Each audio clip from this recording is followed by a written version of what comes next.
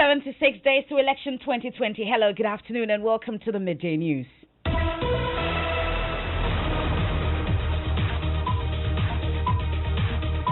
This bulletin is coming to you live from the Joy 99.7 FM studios here in Kokomlemle. It's a digital address GA0993341. Also live on Love 99.5 FM in Kumasi. Affiliates across the country, including ATL FM in Cape Coast, Radio Max in Takrady, and A1 Radio in Bolgatanga. We're around the world at myjoyonline.com. Coming up, scores of patients turned away by hospitals due to nurses' strike resort to self-medication as NLC's injunction fails to stop the action. Case isn't that severe, then you have to wait and see just one doctor in this big hospital.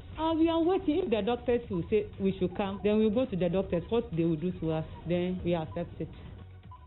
Meanwhile, government is assuring the impasse will be resolved within 48 hours. The attitude of the government has been positive.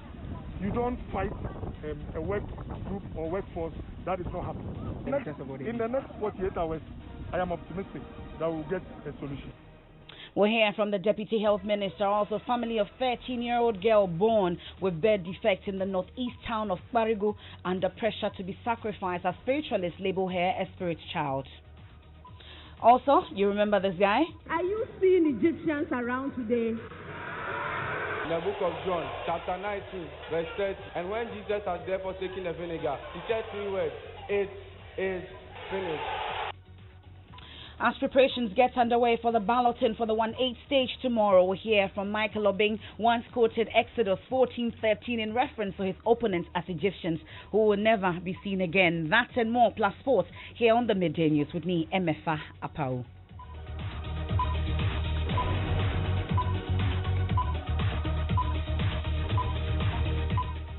Thanks for your company. Let's settle for details now. In our very first story, scores of patients continue to suffer the brunt of the ongoing nationwide strike by nurses and midwives as they struggle to access health care, with most resorting to self-medication. Since yesterday, patients have been left stranded in hospitals across the country as nurses began their industrial action over benefits such as rent and transportation allowances. The situation has moved from bad to worse in just 24 hours. At the Ridge Hospital here in Accra, all 700 nursing staff at the facility are absent and will only resume after concerns on non-payment of allowances and poor conditions of service are addressed by government. Joy News' Manuel Kranting was at the Greater Accra Regional Hospital. He joins me in studio with more on what he found. Now, Manuel, describe the situation as you saw it.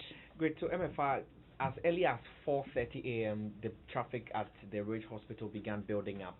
And at the time I was leaving there after 9 a.m., there were well over 400 people who had gathered at the OPD of the Ridge Hospital, all of them waiting to be attended to by nurses who were absent.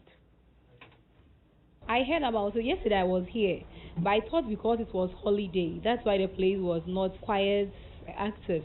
But today it's like it's active and there are no nurses. Because they are going on strike, we should take our patients away. So my question is, where to? This is somebody on oxygen.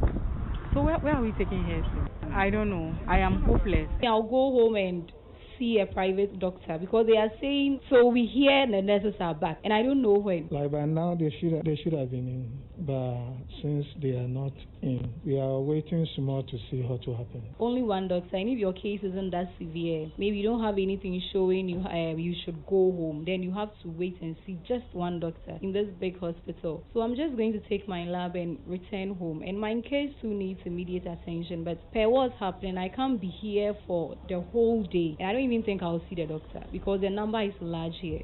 We are waiting. If the doctors will say we should come, then we'll go to the doctors. What they will do to us, then we accept it. Now, Manuel, we understand some doctors are having to take up extra roles to make up for the void created by the absence of the nurses. What did authorities tell you on that? Well, the medical director at Ridge Hospital, Dr. Emmanuel Sopenyo, tells me that the management has had to make a skeleton staff to take up a few of the roles that were left behind by the nurses. And so now, even though it's not sustainable, that is what they're having to deal with. The kind of system we are running cannot be the way to go. It cannot be the routine. It cannot become the routine. It can't really go that far. It cannot be the routine, because then the doctors, are being stretched. Let me give you one example. We have just about 150 doctors, but we have 700 nurses.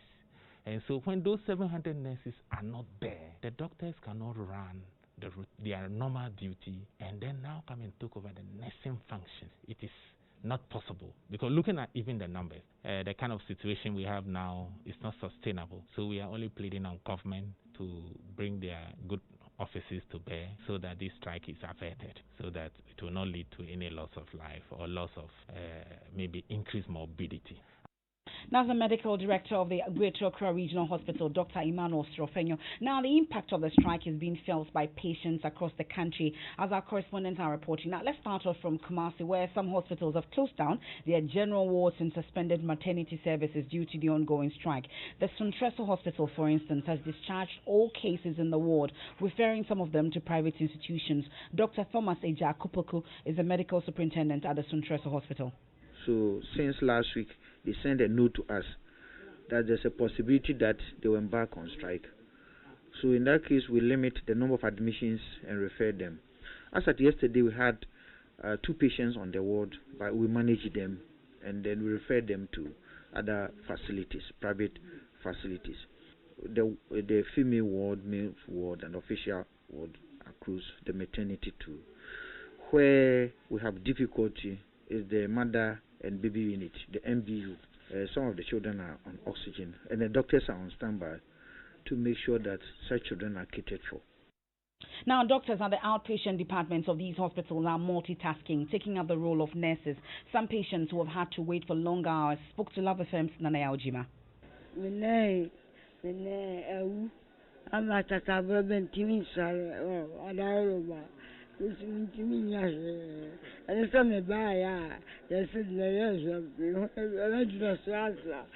We were here early in the morning.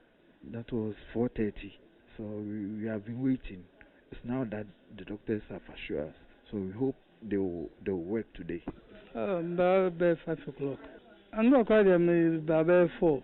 1 month I was saying diabetic patient, from 9 o'clock. I won't share. Into a bantam, I'm a share. My baby, but no doctor, almost someone age man. So, Mama, about OP decided, I say, so much machine, that's why the same problem. Doctor, about Cabania, as I say, you know, my banana, nurse for an arm, and no wounds being shammy and conti. You know about a number shade. Some patients there in the Ashanti region interacting with Love FM's Nanaya Ojima. Let's go to the Volta region now, where correspondent Ivy Setoji joins us live. Ivy, there are reports of hospitals being deserted. Tell us a bit more about it. Yeah, so I visited some hospitals in the region where pregnant women and patients have been turned away because nurses are not found. The OPD has no nurse there at this hospital. No one is there to attend to the patients, especially pregnant women. Now, a particular hospital where I spoke to a doctor who said he wouldn't talk on camera, said it was worrying for nurses to consider money more important than human beings.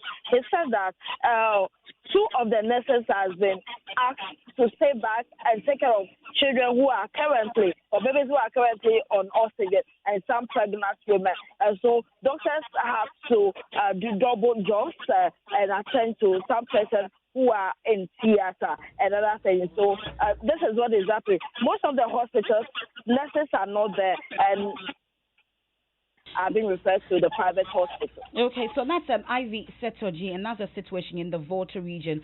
To the northeast region now, where correspondent Ilyasu Tanko joins us. Ilyasu, what can you report from where you've been to?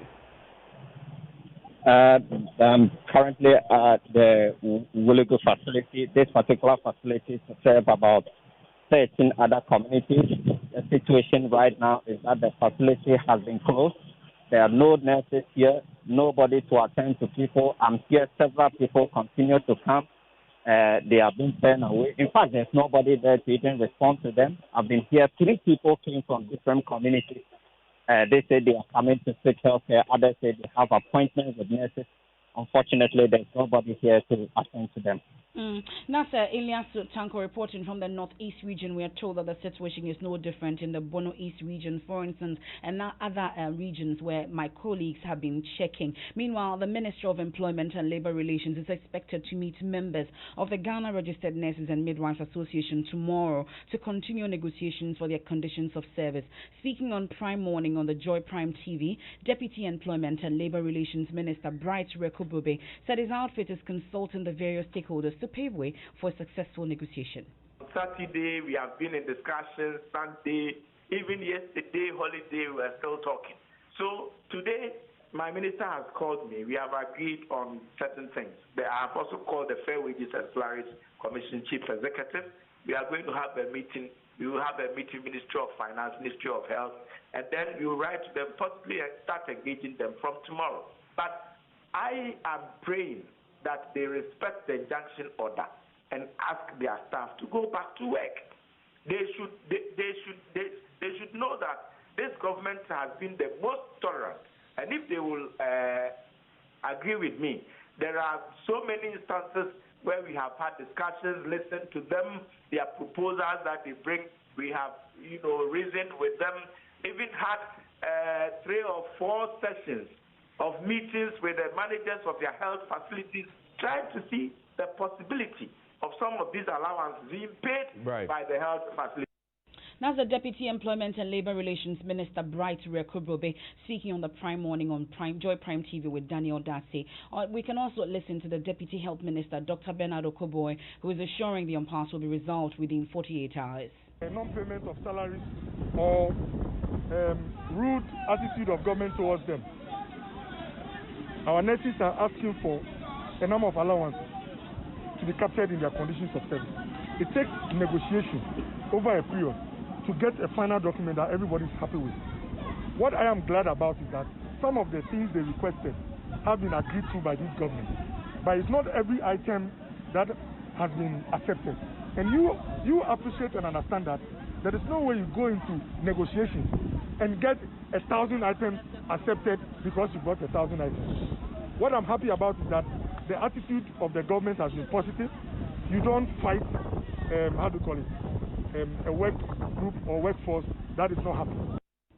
Now, the Deputy Health Minister, Dr. Bernard Okoboy, will get more on this nurses' strike situation in subsequent bulletins. There's more also on myjoyonline.com. Now, a 13-year-old girl born with a defect at Barigu in the Northeast region is at the risk of being sacrificed by ritual killers who claim she's what they call a spirit child. Faiza Seidu was born with a condition in which her right foot continues to grow out of shape. Doctors have explained the condition as a split foot malformation resulting from gene mutations. Now confined and unable to receive treatment, she faces constant threats of death, as correspondent Elias Tanko reports. The family of this 13-year-old girl said there was an offer to kill her because she was born with a rare leg deformity. The grandfather of the girl, Issa Seidu, said he rejected the offer. She was born in this condition, which made some people to call her a spiritual child. We were even advised to eliminate her, but I refused and said she must leave. And she has lived till now with the leg also developing as she grows. Why did he refuse? I rejected the advice because of fear the parents might not be able.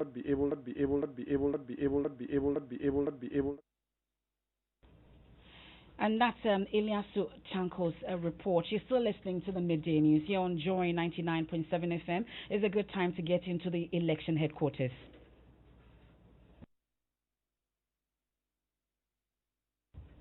Well, the governing NPP has described as haram a manifesto pledge by the NDC to facilitate the establishment of mortuaries in Zongo communities.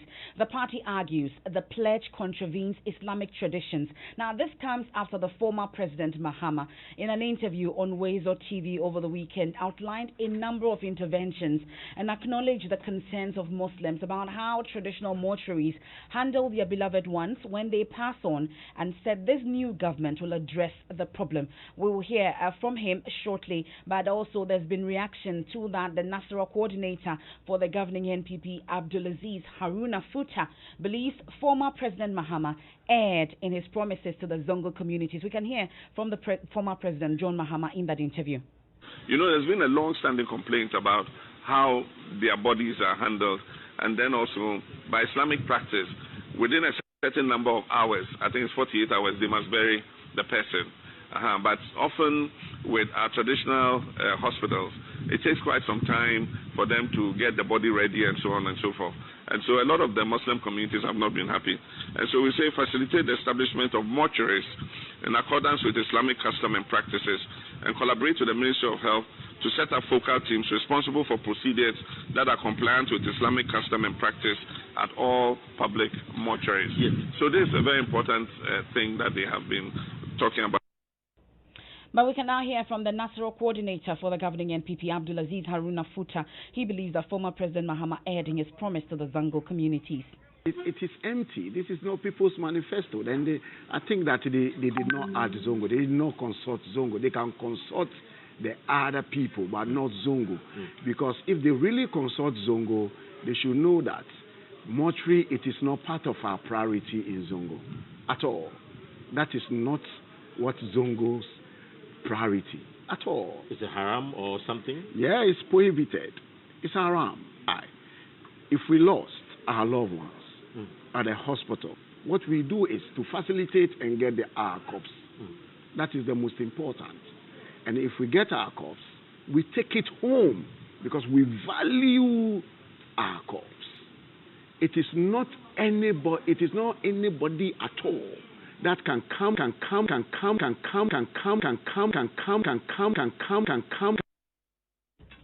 That's the national coordinator for the governing NPP, Abdulaziz Haruna Futa. Apologies for that. We'll stay a while longer in the election headquarters, this time in the Eastern region, where the Okada Riders Association of Ghana has described the New Patriotic Party's stance against the legalization of commercial motorcycle operations as sheer dishonesty. According to them, the NPP and its flag bearer, Nana Addo Dankwa Akufo-Addo, have been inconsistent since the debate about legalizing the Okada became topical.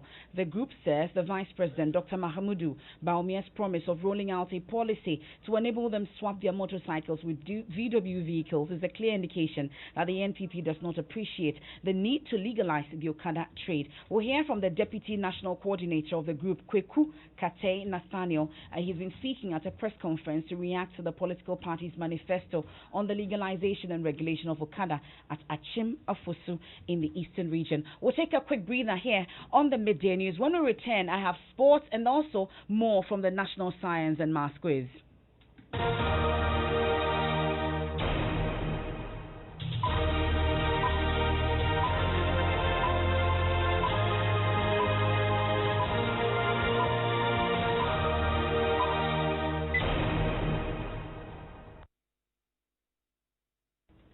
Thanks for staying with us here on the Midday News. We'll hit the campaign trail now at this point because we know that the Vice President, Dr. Mahmoud Bawumia, was welcomed in the Oti region this morning when he got there to cut sword for the construction of its Regional House of Chiefs complex and also inaugurate the Regional House of Chiefs. The inauguration has become necessary following the creation of the region after a referendum in 2017. Correspondent Peter Senu is with the team. He joins us live with developments there. I can hear the sounds in the background, Peter, but bring us up to speed on what the Vice President and the chiefs have been saying. Right. Just about 5 minutes ago, the Vice President inaugurated the Oti Regional House of Chiefs and, in fact, presented a Land Cruiser and then a pickup to them as part of their office administration. And the Vice President said this is a fulfillment of their 2016 manifesto. In fact, this is the fifth petition that led to the creation of the Oti region. It started from 1954, and then the years accumulated until this time. And so he said he is happy to be part of history as he came to inaugurate, and that government is doing its best to restore the National House of Chiefs through the release of 3.5 million Ghana cedis to finish its office complex in Kumasi. He also touts the achievement of the MPP government since 2017 they came into office. One district, one factory, $1 million per constituency, and all that. And so the government is also committed to, doing inclusive administration or governance, and that government will do its best to bring development into the newly created region and then focus on OT region. And then, talking about the government projects and delivery trackers, Ghana is the only country in Africa to have a delivery tracker. And then going through this morning, we realized that OT region has its fair share of development projects. That's my colleague Peter Seno reporting from the OT region. Now to the Bono region, where campaigning for John Mahama, the presidential candidate of the NDC in the 2020 elections, continues. Now the former president, after touring Wenchi, Tang and Sunyani West constituencies yesterday, will be in Sunyani East, Brekum East and West constituencies today to interact with traditional leaders. Precious Semevo joins us from the campaign show. Precious, what are the details of the former president's itinerary in the region? Yeah, so now, if you can hear from the background, the former president, Amase, just started speaking at Midday magazine. Indeed, that is the first point of meeting for Mr. Mahama on his itinerary today. And before him, minority leader in Parliament, Haruna Idrisu, has been addressing the members of garages here at Kinyani magazine, and he has been explaining to them some of the policies that will be running, and particularly he said they should be thanking John Dramani Mahama and the NDC for a quick and fast way of payment of deposited money in some of these financial issues that face the country years back. Because what they talked about in their manifesto, that is what has influenced the government to immediately release money for their payment. So from magazine, the former president will be going to the Sunyani Traditional Council to meet the traditional leaders. After that, he will continue to break east and west and equally meet the traditional leaders. And of course, teaming fans, we understand, are in the room waiting for him, for the former president to address them. That's my colleague Precious Semevo from the Bono region. Now, meanwhile, Mr. Mahama's running mate, Professor Nana Jane Opokwajiman, is asking the people of the central region to observe keenly how the NDC's promises to the people of the region were religiously kept, unlike what the NPP has to show the people in the region. We can hear from her when she toured some areas in the central region. What has central region benefited so far? We did Kotokraba Market. It's in the central region. We did Commander Sugar Factory. It's in the central region. We did the stadium. They were all promises we kept. You can the BCE blocks. Some central region president, I bet you that you schools for her. You can tell you heavy. Let me tell you that school from the Sampire will be. The schools work at the national schools and yet. It's about the Mamma Bana with you well and only be ponko. So it should be of interest to us as a regional mass with you. Richard Kojonyako is our correspondent in the central region. He joins us. So first off, Richard, at some point she veered into Fanti. Can you translate for us what she's been saying? Well, so she's been basically quizzing the people what the region has benefited so far under the NDC. The NDC, she indicated both the Kotokraba Market, the Kipu Sports Stadium, and also both the Commander Sugar Factory, which are all located in the central region. So this very election, she says, should be of interest to the people in the region where she comes from. She prevails on them to undertake a self-introspection by asking themselves the questions what really they have benefited. So this is what she has been saying. She goes further to say that no one comes to the development of the region should be of paramount interest, so that no one comes to tell them that central region is a fourth poorest, and it is not really a good image for the people here. Now, you can briefly update us on what she's been up to today, Richard. So we are now at Asan Rakesi. She started yesterday in the Cape Coast North and the KE constituency. That's a home constituency, and prevailed on them to ensure that they return the NDC to power. Her message has simply been on education and the need for the region to rise up and ensure their needs are taken care of. According to her, it's only the NDC that thinks about the development of people, and recounted some of the things they did, such as the E-blocks and the other project they also undertook. That's our regional correspondent, Richard Kojonyako, on the campaign trail. Now, 76 days to the general elections in December, so the top hierarchy of the police service has been offering advice to the rank and file on how to effectively police the polls. This particular advice by the Accra Regional Commander, DCOP Alfo Boachi Yadom, has got his men talking. Work during the elections. Eat well. Reduce your sexual rounds.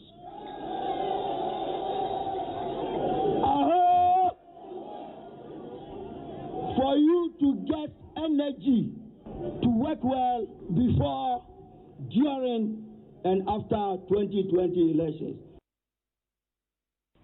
Well, if you're a police officer, you now know one of the most effective ways to stay sharp this election year. Well, it's time now for the latest from the National Science and Maths Quiz. And the audience last year, he wowed the NSMQ audience last year with his regular quotes from the Bible before any contest. He once quoted Exodus 14:13 in reference to his opponents as Egyptians who will never be seen again. Michael Obeng of the St. Peter's SHS is back at this year's competition as he was in second year when he represented his school in 2019. Maxwell Agbagba has been interacting with him on the University of Ghana campus where qualified schools for the 1A stage of the NSMQ are still arriving. We pray before every contest, and when we get to the stage, the Holy Spirit takes control. So the inspiration came from the Most High, and He told me what to say. I remember one of the contests, it was Exodus 14:13, and then the finals, it is finished. Yesterday, when the NSMQ Facebook page posted about your arrival, I think that post got more than 2,000 reactions and comments and all of that. How does that make you feel? I believe the greatest honor is getting to heaven, but it's a great honor to me as well to be disrespected, and I appreciate the followership. I call on the old boys, every member of the Episcopal community to support our quiz team. Not only follow this year, but every single other year. And we pray that God brings us victory this year. Does that put some kind of pressure? The only time there will be pressure on me is if I was the one carrying the team. But that's not the case because it's the Most High who is carrying us. When we get on that stage, it's no longer Michael and my partner. It's God. So what happens is in His control. It is definitely finished. But my colleague Maxwell Agbagba is on the University of Ghana campus. So he joins us with more on this. So Maxwell, tell us more about preparations ahead of the balloting for the 1/8 stage tomorrow. Well, more than 40 schools, MFA, have arrived. About 40 more expected to arrive later today. Registration is currently ongoing, and as promised by the organizers, we have COVID-19 testing going on for all the participants. We understand that the balloting will be happening tomorrow at the University of Ghana Business School, and that's what we are all waiting for. That's my colleague Maxwell Agbagba, and we're all looking forward to that, the 1/8 stage balloting starting tomorrow. And guess who's back? Back again. Yeah. So welcome. Thank you, MFA. Well, we'll talk about all that later. But what's in entertainment today? All right, well, gospel musician Kwesi Oteng has been defending President Akufo-Addo's decision to build the National Cathedral. Speaking on Daybreak Hits, he said Ghanaians must learn to support initiatives like this. Having is that an edifice has begun to be built. And you don't know the interest or the priorities of any new government. And so let the person that has started have the capacity to finish it. So you prefer that to the recording studios? The recording studios, we have too many recording studios in TOT. Listen to my argument very well. I believe that, you see, there comes a time that you can say that who are the best 50 top producers in Ghana? Let's give them $100,000 each, all right, to set up state-of-the-art recording studios. Record 50 new artists that you see are talented for free, for this money that I'm giving you. Record it for free every month, release that, and have a tagline, something tagline, the way they put highly spiritual or something inside, put it inside and let everybody know that this project has done this particular thing and do it for people. So that studio, you have it there. But have a system that 50 people can record every month and they come, you choose them that this, and this. And that's it for Showbiz with me, Mapita Sividi. I was hoping you have more for me. Not today. How was your trip? It was okay, thank you. We'll talk about it later. That's Mapita. Nelly, at 1 we have business. Well, effective today, airlines that board passengers without PCR test results will be fined $3,500 per passenger. I'll bring you the details at 1. Thank you. And if you must run for a reason. Pastor Mensa Otabil has today's edition of What Are You Running For? There's more news when you log on to myjoyonline.com. I am MFA Apau. Thanks so much for your company, and apologies once again for the technical hitches.